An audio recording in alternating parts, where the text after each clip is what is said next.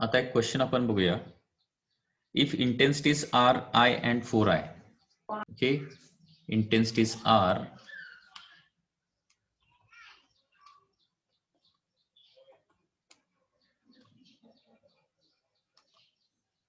I and 4i, then show that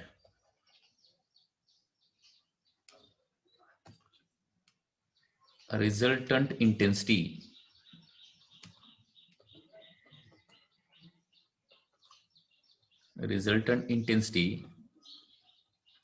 I is equal to I max divided by resultant intensity is I max divided by 9, okay, in bracket 1 plus 8 cos square delta by 2. हे आपल्याला prove करायचं आहे.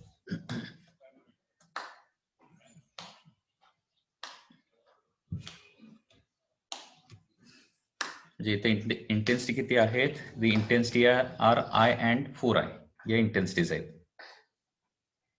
तर resultant इंटेन्सिटीचा formula काढायचा आहे. तर आपल्याला माहित आहे याचं सोल्युशन कसं येणार बघा.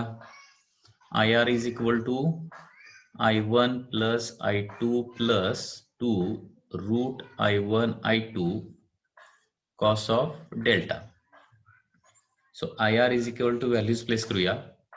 I1 is equal to I, I2 is equal to 4i plus 2 root 4i square cos delta. IR is equal to काय होणार बघा.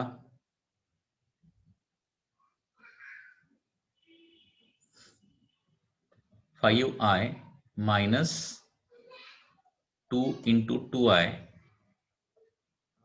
cos delta. IR is equal to किंवा 5i चा I plus 4i as it is ठेवूया. I plus 4i, okay.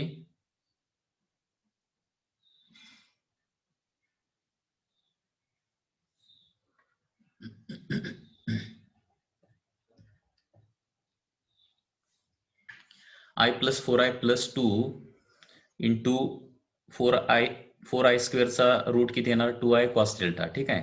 So I plus 4i plus इथे किती होणार बघा आता?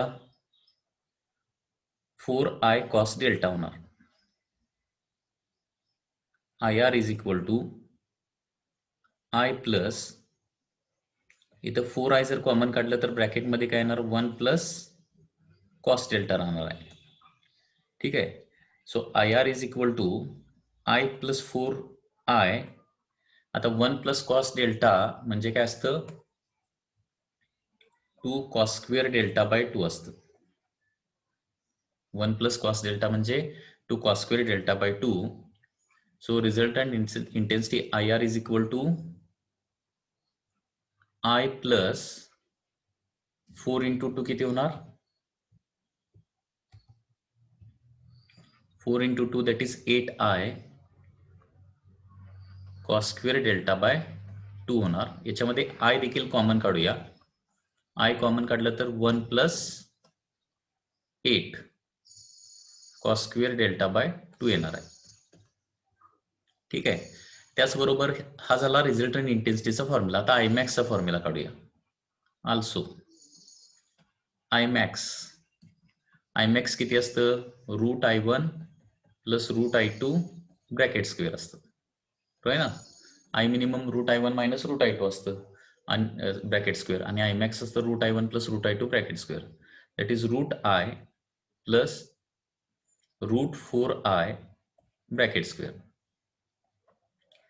So root I plus 2 root I square that is equal to काय होणार आहे?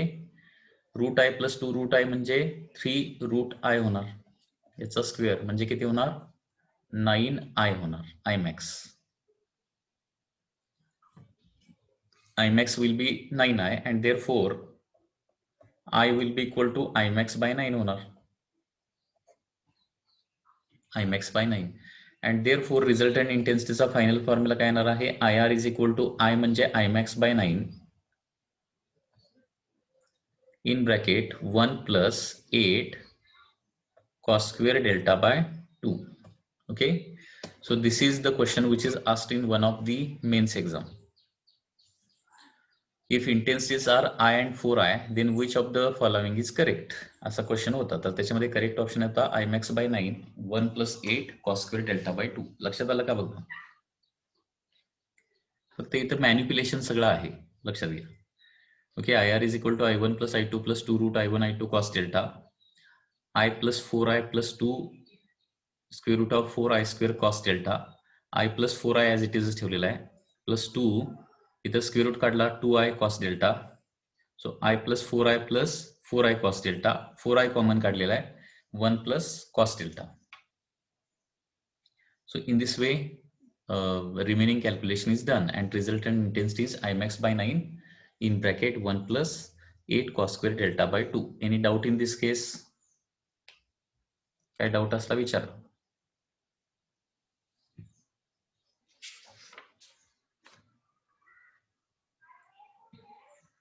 इंटरफेरन्सचा पार्ट खूपच इझी आहे, लक्षात घ्या.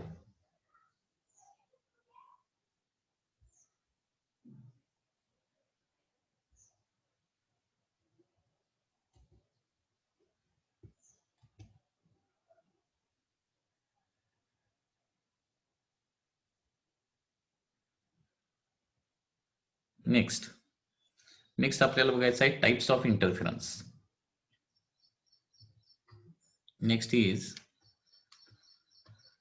Types of interference.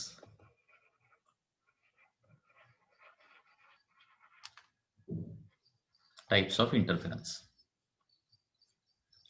इंटरफेरन्सचे बेसिकली दोन टाइप आहेत. First is called as constructive interference. constructive interference,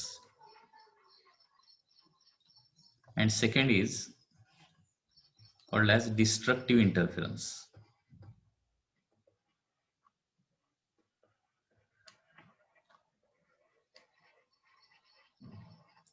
First is called as constructive interference, second is called as destructive interference. तर कन्स्ट्रक्टिव्ह आणि डिस्ट्रक्टिव्ह इंटरफेरन्स म्हणजे काय आणि ते कधी प्रोड्यूस होतात, त्याच्यावेळी इंटेन्सिटी काय असते याचा पार्ट आपल्याला स्टडी करायचा आहे. तर first constructive interference.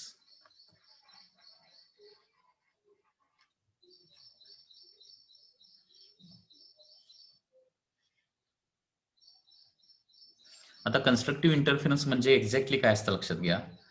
when two waves meeting at a point are in phase, that is crest of one wave matches with the crest of another wave, then resultant amplitude increases and bright band is formed. It is called as constructive interference. constructive interference मुळे थोडक्यात काय होतंय, bright band form होतो. Constructive interference होते म्हणजे काय होतंय, दोन वेव्ह इन फेज येतात. ओके, दोन वेव्ह इन फेज येतात म्हणजे काय, एकाच वेळी त्या ठिकाणी दोन्हीच्या क्रेस्ट मॅच होतात किंवा ट्रफ मॅच होतात. म्हणजे दोन्ही वेव्हचा एकाच वेळी तिथं क्रेस्ट येणार, एकाच वेळी ट्रफ येणार, परत एकाच वेळी क्रेस्ट येणार आहे. अशा प्रकारे तिथं कंडिशन होणार आहे कंटिन्युअसली. ओके, कन्स्ट्रक्टिव्ह इंटरफेरन्स बघा. When to waves meeting at a point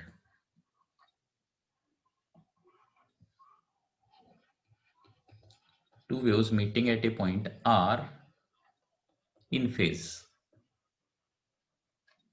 In phase म्हणजे काय, that is crest of one wave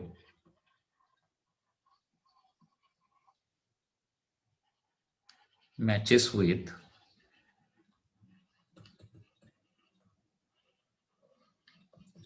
crest of another wave. Crest of one wave matches with crest of another wave, or trough of one wave matches with the trough of another wave. हे पण त्याच्यामध्ये येणार आहे. and therefore resultant amplitude increases, and therefore काय होणार आहे, resultant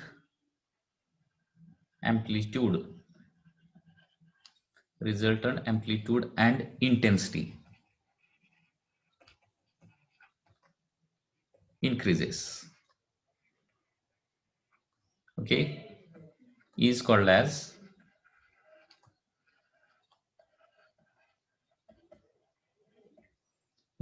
constructive interference.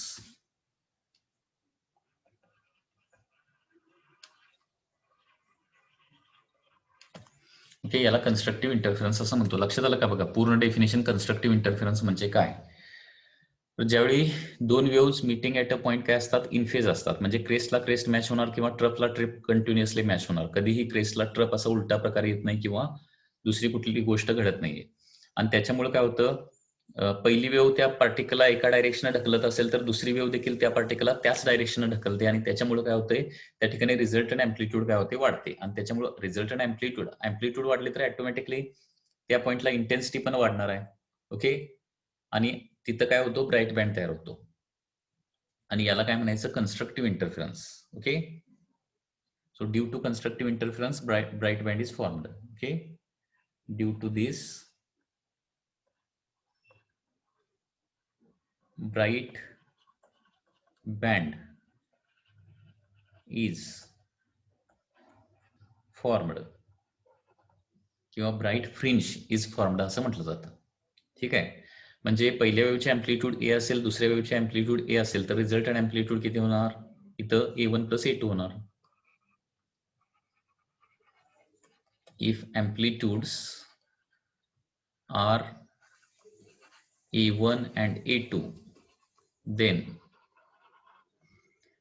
Resultant amplitude इथं किती होणार आहे,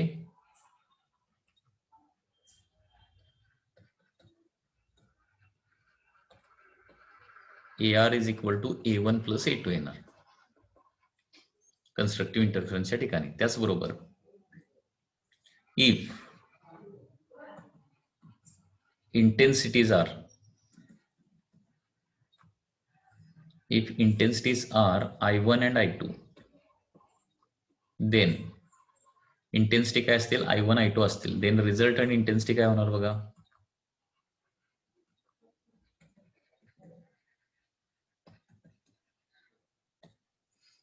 IR is equal to √I1 + √I2 bracket square होणार. बरोबर, √I1 + √I2 ब्रॅकेट स्क्वेअर. लक्षात येते, रिझल्टंट इंटेन्सिटी इथं काय होणार आहे, √I1 + √I2 ब्रॅकेट स्क्वेअर होणार आहे. तुम्ही ते कॅल्क्युलेशन करू शकताय. IR is equal to I1 + I2 + 2√I1 I2 cos of 0 होणार ना. एक गोष्ट, कन्स्ट्रक्टिव्ह इंटरफेरन्सला फेज डिफरन्स किती असतो, इथं लिहावं लागेल, that is delta is equal to 0 असणार आहे. इन फेज म्हणजे काय, डेल्टा इज इक्वल टू 0, आणि डेल्टा 0 असल्यामुळं रिझल्टंट अँप्लिट्यूड येणार A1 + A2, रिझल्टंट इंटेन्सिटी येणार आहे √I1 + √I2. ओके, म्हणजे थोडक्यात हे मॅक्सिमम इंटेन्सिटी असते इंटरफरन्स मधली. म्हणजे Imax इज इक्वल टू काय लिहू शकतो, √I1 + √I2 bracket square. So this is information related to the constructive interference. आणि याच्यामध्ये देखील जर A1 is equal to A2 असेल, जर काय झालं, A1 is equal to A2 आलं, तर रिझल्टंट इंटेन्सिटी इथे किती येणार बघा,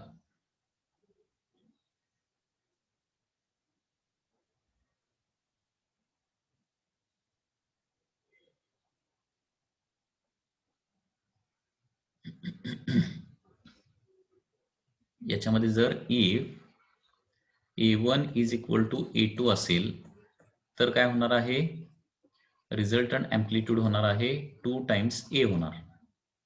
A1 is equal to A2 is equal to A असेल तर रिझल्टंट अँप्लिट्यूड 2A होणार. तसंच इथं इंटेन्सिटी दोन्ही सोर्सेसच्या सेम असतील. I1 is equal to I2 is equal to I असेल तर इथं रिझल्टंट इंटेन्सिटी म्हणजे Imax. ओके, कन्स्ट्रक्टिव्ह इंटरफेरन्सला इंटेन्सिटी काय होते, रिझल्टंट इंटेन्सिटी नेहमी मॅक्सिमम असते. तर √I + √I म्हणजे 2√I चा स्क्वेअर म्हणजे 4I होणार. म्हणजे एका सोर्सची इंटेन्सिटी I असेल, दुसऱ्या सोर्सची इंटेन्सिटी I असेल, तर जिथं कन्स्ट्रक्टिव्ह इंटरफेरन्स होणार आहे तिथं इंटेन्सिटी डायरेक्टली काय असणार आहे 4I असणार आहे. ओके 4I डायरेक्टली दोन्हीची I असेल तर याला कन्स्ट्रक्टिव्ह इंटरफेरन्स असं म्हणायचं, लक्षात घ्या. आता कन्स्ट्रक्टिव्ह इंटरफेरन्स कधी फॉर्म होणार, ओके त्याच्या कंडिशन्स बघूया. Conditions to form constructive interference आता महत्वाचा पार्ट आहे.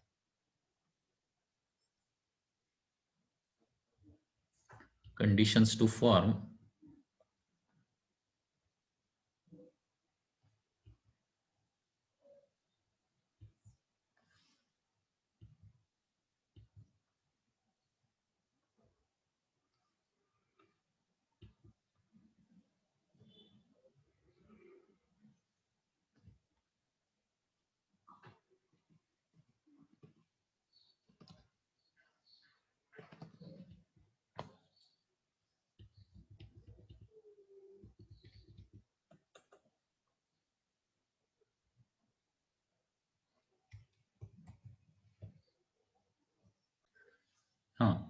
आता बघा condition to form constructive interference काय आहेत.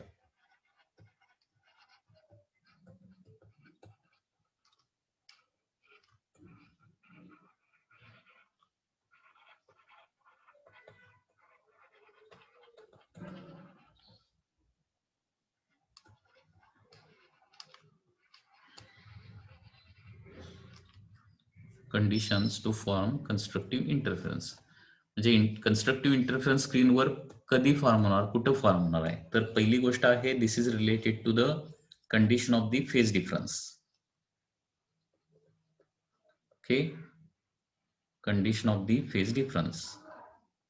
कन्स्ट्रक्टिव्ह इंटरफेरन्स फॉर्म होण्यासाठी दोन कंडिशन आहेत. एक आहे फेज डिफरन्सची कंडिशन, दुसरी आहे पाथ डिफरन्सची कंडिशन. ओके एक्झाम मध्ये काही वेळेला बोर्ड एक्झाम मध्ये विचारलं जातं. Okay what are the conditions to form constructive interference म्हणजे कन्स्ट्रक्टिव्ह इंटरफेरन्स कधी कधी फॉर्म होणार आहे. ओके तर पहिली जी आहे ती फेज डिफरन्सची condition. If two waves meeting at a point has a phase difference of 0 or n times 2 pi, then always constructive interference is formed. Okay, when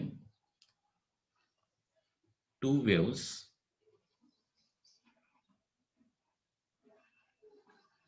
meeting at a point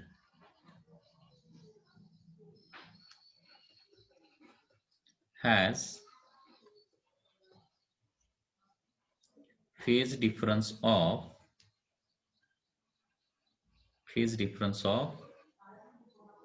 0 or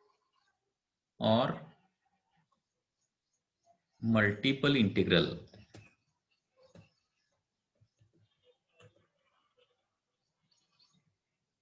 of 2 pi, then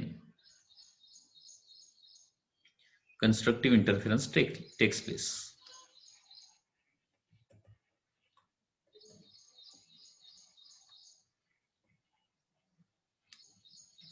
Constructive interference takes place. Okay, when two waves meeting at a point has the phase difference of 0 or multiple integral of 2 pi, then constructive interference takes place. म्हणजे phase difference साठी आपण symbol काय वापरतो, delta. जर delta काय असेल 0 पाहिजे किंवा मल्टिपल इंटिग्रल ऑफ 2 पाय म्हणजे 2 पाय 4 पाय 6 पाय अँड सो ऑन या पद्धतीने जर असेल, ओके n टाइम्स 2 पाय असेल, okay delta is equal to n times 2 pi जर असेल तर काय होतो, त्या ठिकाणी कन्स्ट्रक्टिव्ह इंटरफेरन्स फॉर्म होतो नेहमी, लक्षात घ्या. कारण लक्षात घ्या स्क्रीन सपोज ही अशी काहीतरी एक स्क्रीन असेल, इथे एक सोर्स आहे S1, इथे एक सोर्स आहे S2, ओके आणि या दोन सोर्सेस पासून निघणारे वेव्ह, सपोज हा एक पॉइंट P आहे, या पॉइंटला या दोन सोर्सेस पासून निघणारे वेव्हज येणार आहेत आणि या दोन वेव्हज या पॉइंटला आल्यानंतर या दोन वेव्हज मध्ये पाथ डिफरन्स फेज डिफरन्स कसा आहे त्याच्यावर तिथं कन्स्ट्रक्टिव्ह इंटरफेरन्स फॉर्म होणार का डिस्ट्रक्टिव्ह इंटरफेरन्स फॉर्म होणार ते डिपेंड आहे. जर इथं फेज डिफरन्स काय झाला 0, 2 पाय 4 पाय 6 पाय, फेज डिफरन्स 0, 2 पाय 4 पाय 6 पाय असणं म्हणजे काय, तिथं दोन्ही वेव्हचे ऑसिलेशन सेम स्टेट मध्ये असणं. फेज म्हणजे स्टेट ऑफ ऑसिलेशन, लक्षात घ्या. दोन्ही वेव्हची इथं स्टेट ऑफ ऑसिलेशन काय असणार आहे, सेमच असणार आहे. स्टेट ऑफ ऑसिलेशन म्हणजे काय, पार्टिकल मीन पोझिशनला आहे का, मीन पोझिशन पासून वर निघालाय का, मीन पोझिशन पासून खाली निघालाय, याला स्टेट ऑफ ऑसिलेशन किंवा फेज असं म्हटलं जातं. मग फॉर एक्झाम्पल पहिल्या वेव्हचं ऑसिलेशन अशा प्रकारे असेल की पहिली वेव्ह काय करत असेल, मीन पोझिशन पासून वर जात असेल, तर त्याच वेळी दुसरी वेव्ह पण काय झाली पाहिजे, मीन पोझिशन पासून वर जायत असली पाहिजे. पहिली वेव्ह ज्यावेळी टॉपमोस्ट पोझिशनला पोहोचलेली असेल किंवा ऑसिलेशन टॉपमोस्ट पोझिशनला पोहोचलेलं असेल, त्यावेळी दुसऱ्या वेव्हचं देखील ऑसिलेशन टॉपमोस्ट पोझिशनला पोहोचलं पाहिजे. आणि असं कधी होतंय, जर फेज डिफरन्स 0, 2π, 4π, 6π असेल तर. ओके, so when two waves meeting at a point have the phase difference of 0 or multiple integral of 2π, then constructive interference takes place. So this is the condition. Similarly, जशी फेज डिफरन्सची condition आहे तशीच काय आहे, path डिफरन्सची condition आहे. Second condition is related to the path difference.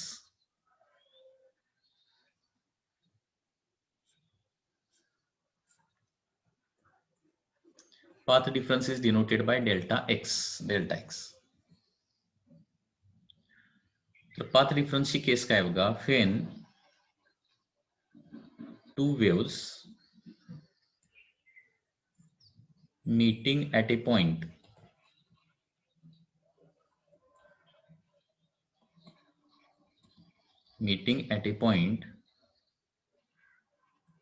have path difference 0 or multiple integral of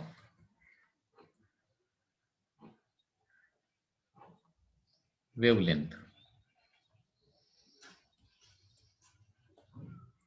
then there is always constructive interference.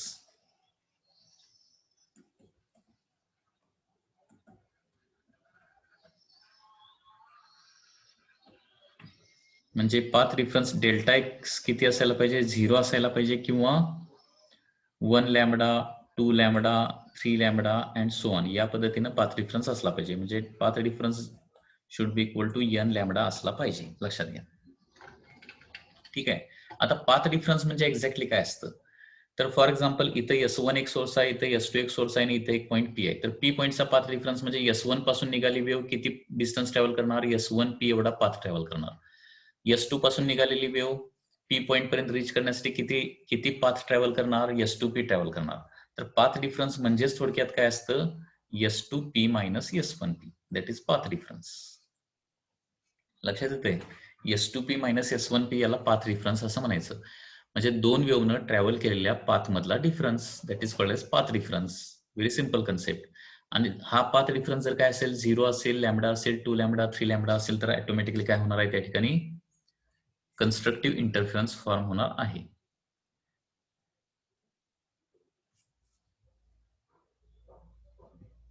लक्षात येतंय मी काय सांगतोय.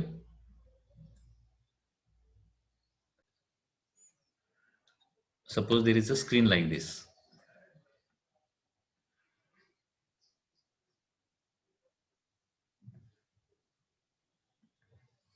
आणि इथं दोन सोर्सेस आहेत. इथं पहिला सोर्स आहे S1, इथला दुसरा सोर्स आहे S2. आता पाथ डिफरन्स 0 एक्झॅक्टली कुठं होणार बघा, हा जो स्क्रीनचा मिड पॉइंट जो आहे ना,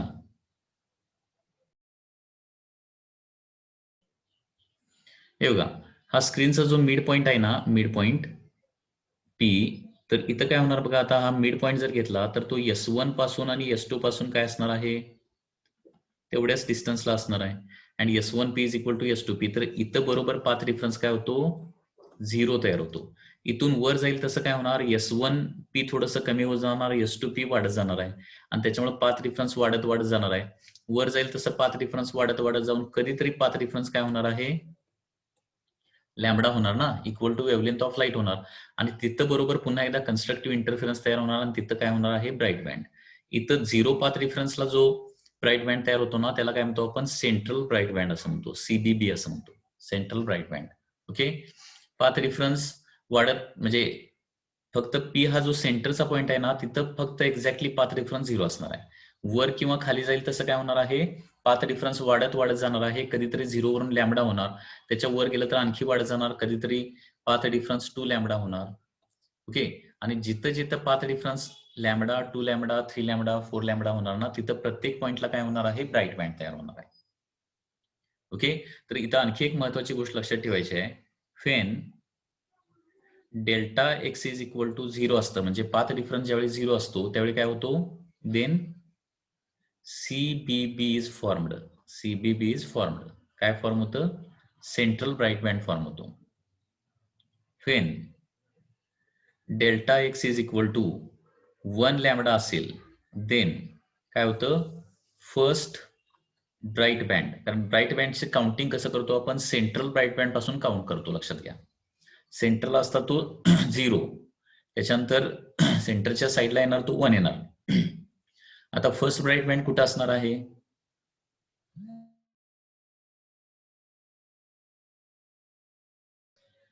लक्षात आलं का बघा. पुन्हा एकदा सांगतोय, पाथ डिफरन्स म्हणजे काय, S2P मायनस S1P, दोन वेव्हनं ट्रॅव्हल केलेल्या डिस्टन्स मधला डिफरन्स, बरोबर आहे ना. आणि हा पाथ डिफरन्स जो आहे तो स्क्रीनच्या सेंटरला फक्त, म्हणजे S1 पासून आणि S2 पासून इक्वी डिस्टन्स पॉईंट जो असेल ना स्क्रीनवर, त्याला काय म्हणणार आपण, सेंट्रल पॉईंट असं म्हणणार. तर त्या ठिकाणी नेहमी काय होणार आहे, सेंट्रल ब्राईट बँड तयार होणार. सेंट्रल ब्राईट बँड पासून वर गेल्यानंतर काय होणार आहे, कधीतरी पाथ डिफरन्स लॅम्बडा होणार. तर ज्यावेळी पाथ डिफरन्स 1 लॅम्बडा तयार होणार आहे त्यावेळी काय होणार आहे, फर्स्ट ब्राईट बँड तयार होणार. ज्यावेळी पाथ डिफरन्स 2 लॅम्बडा तयार होणार ना, त्यावेळी सेकंड ब्राईट बँड तयार होणार. आणि अशा प्रकारे स्क्रीनवर डिफरंट पॉइंटला काय होणार आहेत, एक नंबर ऑफ ब्राईट बँड्स तयार होतात. लक्षात आलं. याच्यामध्ये कोणाला काय डाऊट असला तर विचारा. Next is destructive interference.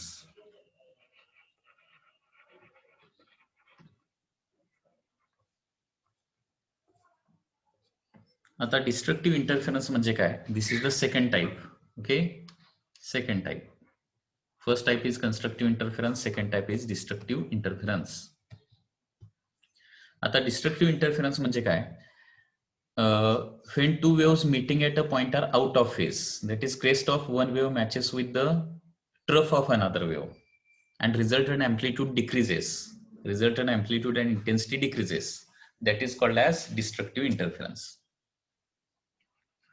When two waves meeting at a point are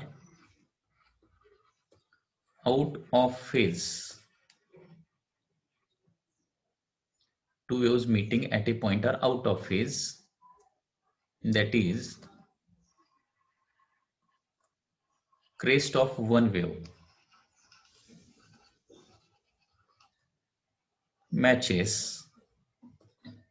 with trough of another wave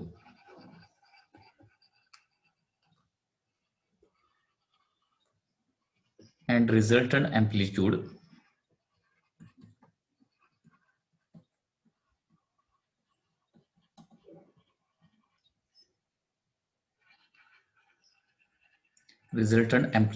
or intensity decreases. Resultant amplitude and intensity decreases is called as